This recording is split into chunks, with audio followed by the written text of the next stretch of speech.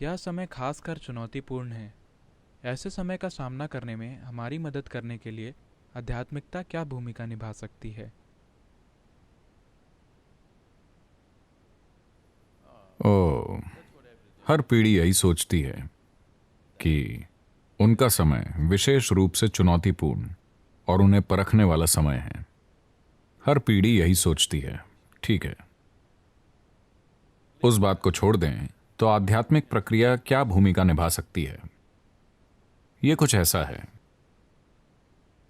अगर आप कुछ भी अच्छी तरह करना चाहते हैं, मान लीजिए कि आप अच्छे से ड्राइव करना चाहते हैं, तो आप अपनी कार को जितना अच्छे से जानते हैं उतना ही बेहतर आप उसे चला पाएंगे। क्या ऐसा है? हाँ, क्या ऐसा है?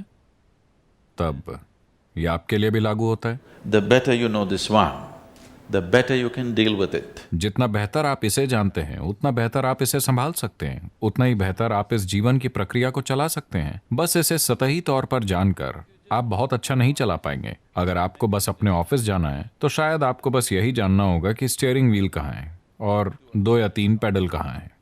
लेकिन अगर आप इसे फॉर्मूला 1 ट्रैक पर चलाना चाहते हैं तो बेहतर होगा कि आपको सब कुछ पता हो, उस कार के चलाने की और काम करने की हर चीज पता हो, है ना?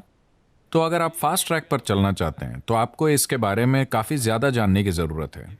अगर आप बस किसी तरह जिंदा रहकर चले जाना चाहते हैं तो आपको इसके बारे में ज्यादा जानने की जरूरत नहीं है। मेरा मानना है कि जब आप खुद को उदयमी कहते हैं तो आप फास्ट ट्रैक पर होने की योजना बना रहे हैं। अगर आप फास्ट ट्रैक पर होना चाहते हैं तो इसकी ऐसी कोई चीज नहीं होनी चाहिए जो आप नहीं जानते। आपको पता होना चाहिए कि इसे कैसे चलाना है। जब मैं सबसे अच्छा कहता हूं, देखिए अभी अगर मैं अपनी आंखें बंद करूं और यहां खड़ा रहूं और कोई इस हॉल में आता है तो मैं आपको बता सकता हूं कि इस हॉल में कैसा इंसान आया है। इसके साथ अपने ऑफिस में आप अच्छा कर सकेंगे, है ना? हाँ या ना? आपके ऑफिस में कोई अंदर आया, अगर आप बस उसे देखते हैं तो आप जान जाते हैं कि आपके ऑफिस में कौन आया है। क्या यह एक बड़ी बात होगी? ओह, मुझे क्या करना होगा, मुझे कौन सा महान योग करना चाहिए? नहीं, ये एक योगी का गुण नहीं है। आपका कुत्ता भी ये जानता है। हाँ या ना? आपका कुत्ता सोफे के नीचे बैठा है, सामने दरवाजे पर कोई आया, वो जानता है, वो जान जाता है कि कौन आया है। हाँ या ना? ऐसा क्यों है कि आप चूक जा रहे हैं?